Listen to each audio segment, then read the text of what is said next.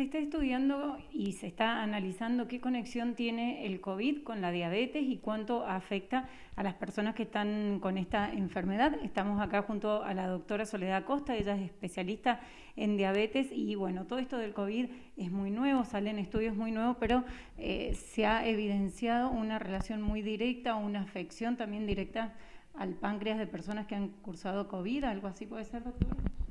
Hola, buenos días. Sí, en realidad ya lo veníamos viendo en el hospital, que los pacientes realmente que más se complican generan valores de glucemia muy elevados, más allá de que tengan diabetes o no. Bueno, ahora en octubre del 2020 se presentó en una revista que se llama Annals of Medicine un estudio que ha sido el de más pacientes hasta la fecha, 11.312 pacientes, digamos en 109 hospitales de España. Es un estudio retrospectivo, observacional, y se vio que la hiperglucemia al ingreso influía en la mortalidad de los pacientes. Bueno, en este estudio se medía la glucemia con la que el paciente ingresaba al hospital y se categorizó a los pacientes en tres grupos: los que tenían menos de 140, 140, 180 y más de 180. Y se evaluó como resultado primario la mortalidad hospitalaria por todas las causas. El grupo que tuvo más de 180 tuvo casi el triplicó la mortalidad en relación a los pacientes que tenían menos de 140. Es decir, los pacientes de menos de 140 tuvieron una mortalidad del 15%, los que tenían 140, 180, una mortalidad del 33%, y los pacientes de más de 180, 41% de mortalidad. O sea que haber incluido también a las personas diabéticas en un principio en los grupos de riesgo estuvo bien y hay que acentuar por ahí. A ver, en realidad, ¿qué nos deja ver este estudio? Que siempre veníamos viendo en varios estudios previos que se hicieron en China, en Wuhan, en Padua, digamos que a la diabetes era un factor de riesgo para tener COVID severo y que se asociaba a mayor mortalidad. Pero este estudio nos dejó ver que el aumento de la mortalidad sería independiente de si el paciente tiene diabetes o no. Es decir, si un paciente ingresa con una diabetes bien controlada y sus valores durante la internación están en menos de 140, va a tener menos mortalidad y menos riesgo de complicarse que un paciente que tenga glucemias elevadas.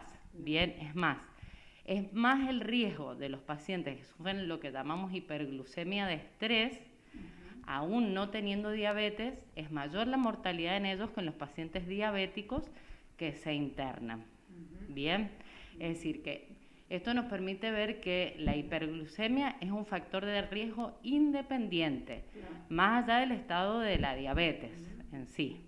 Y en muchas especialidades han disminuido los controles, teniendo en cuenta que la diabetes es una enfermedad crónica, que no se cura, que hay que tratarla sí o sí constantemente, y además han notado una disminución en las consultas de los pacientes.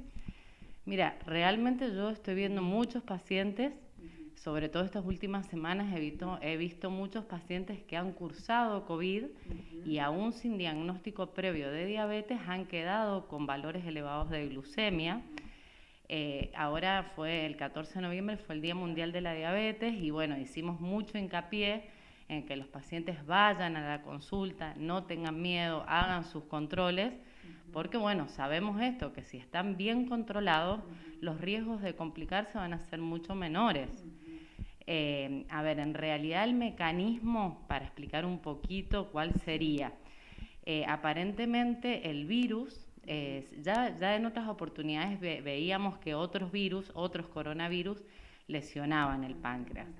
En este caso, lo que se ha demostrado es que el SARS-CoV-2 se une a los receptores de la enzima convertidora de angiotensina 2, que es el receptor que se unen en el cuerpo humano, e infectan las células del páncreas, las células endocrinas o células beta, que son las que producen la insulina. Eso generaría una disminución en la secreción de insulina. Y por otro lado, ahí, digamos, el COVID severo genera una cascada inflamatoria muy importante y eso generaría insulinoresistencia, es decir, que se libera menos insulina y la insulina que está no actúa tan bien como tendría que actuar. Eso llevaría a un círculo vicioso, es decir, la hiperglucemia empeoraría la inflamación y la inflamación generaría más hiperglucemia. Entonces, ¿qué sería lo que tendríamos que tratar de evaluar? Primero, que todo paciente que ingrese al hospital por COVID severo se le evalúen sus niveles de glucemia al ingreso.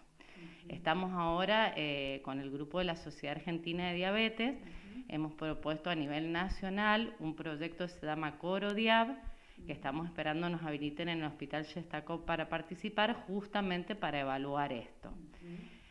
Por otro lado, que tratar la glucemia en forma correcta durante la internación, la mayoría de los pacientes requieren insulina, disminuiría las complicaciones y la mortalidad. Y por otro lado, bueno, es anticiparnos un poco a todo esto, porque por ahí, el paciente además, el único tratamiento probado hasta ahora en pacientes COVID graves es la dexametasona, los corticoides, que empeoran aún más la hiperglucemia. Entonces, la idea es detectarlo tempranamente, tratarlo en forma oportuna y prever el alta de esos pacientes, porque aún no siendo diabéticos, nosotros les solicitamos al ingreso una hemoglobina glicosilada, un estudio de sangre, que evalúa, como que mira 3 meses para atrás, y evalúa si el paciente es o no diabético. Bien, si bien el paciente, esa hemoglobina nos puede dar menos de 6.5 y decirnos que no tiene diabetes o no tenía diabetes previa, estamos viendo que se están por ir de alta y aún habiendo suspendido corticoides siguen con valores muy elevados. Entonces, cuesta todo el efecto del corticoide, el efecto de esta gran inflamación, cuesta que vuelva a la normalidad. Entonces, ya durante la internación empezar a plantear que el paciente sepa cómo se va a ir de alta, porque si no prolonga la estadía en el hospital con todo lo que eso implica.